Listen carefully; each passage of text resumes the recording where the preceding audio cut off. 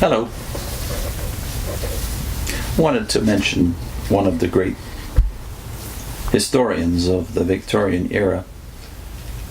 Archibald Sayce was professor of Assyriology at Oxford University from the 1880s to 1919.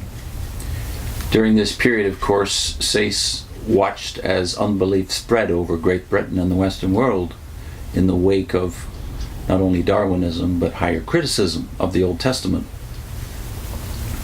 Sayce marveled at this because at the very same time as this unbelief prevailed and spread to the uneducated within the English-speaking world particularly, archaeology was making its first inroads in the public consciousness. So higher criticism, along with Darwinism, was contributing to the spread of unbelief at the very same moment that archaeology was vindicating the truths, the substantial truths of the Old Testament and the New. So Sayce wrote a series of books during this period which went a long way towards restoring faith in the integrity, the historical integrity of Scripture. One of them is this book, Assyria, its princes, priests, and people.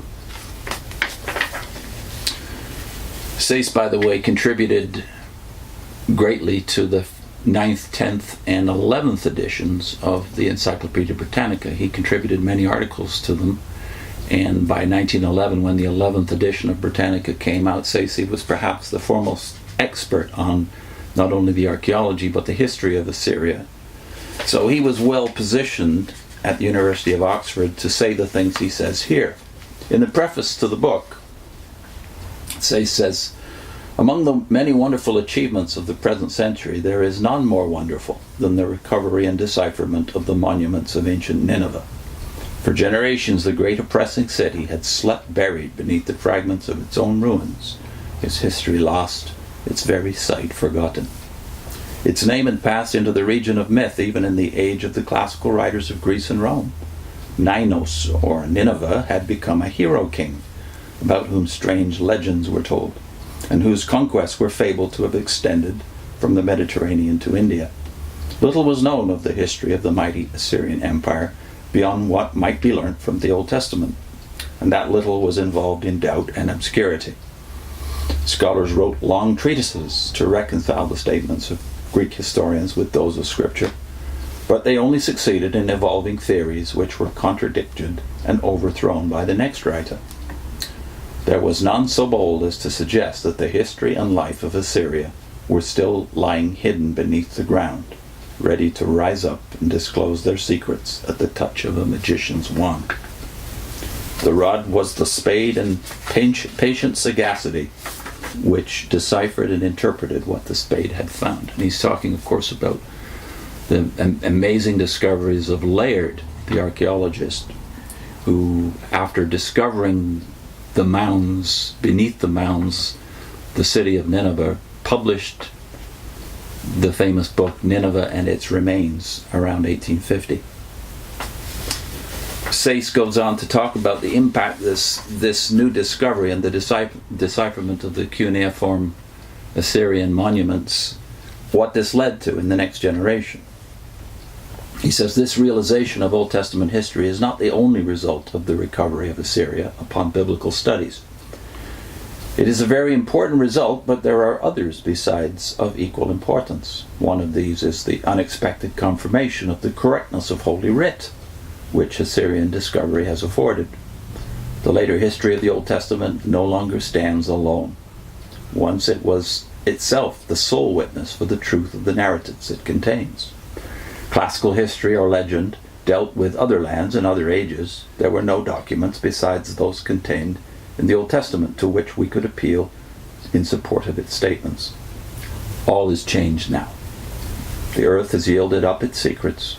The ancient civilization of Assyria has stepped forth again into the light of day and has furnished us with records, the authenticity of which none can deny, which run side by side with those of the books of Kings, confirming, explaining, and illustrating them.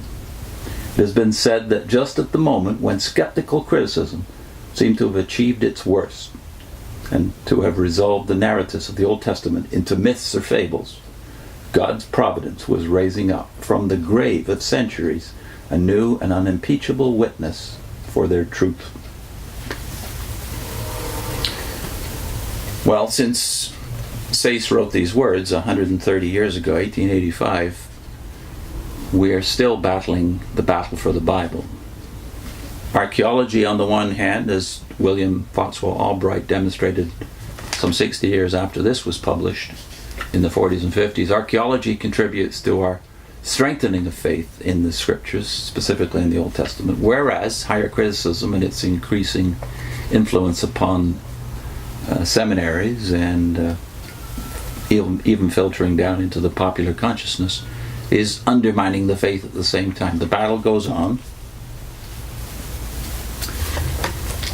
but the impregnable rock of Holy Scripture stands under all of us.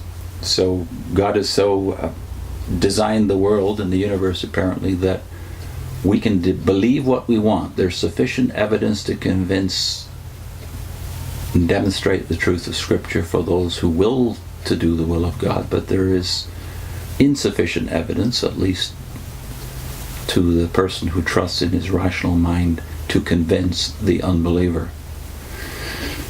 Christ, in fact, puts the human will ahead of the human mind in terms of the analysis of unbelief. Check out John chapter 7 in particular, and 8, where he confronts unbelief in the Jewish nation at the same moment at which he says the light has come into the world, but men have loved darkness rather than the light, because their works were wicked. John chapter 3. So I believe the most penetrating analysis of unbelief is in the Gospel of John, the first 8 chapters. Read it through yourself and see if you do not see what it took me over 30 years to figure out, coming through the Watchtower, out of the Watchtower and into Christianity. I finally confronted the truth of my own heart, that unbelief has its root not in barriers in our brains, but rather in the hardness of our hearts. A.H. Sayce, Assyria, its princes, priests, and people.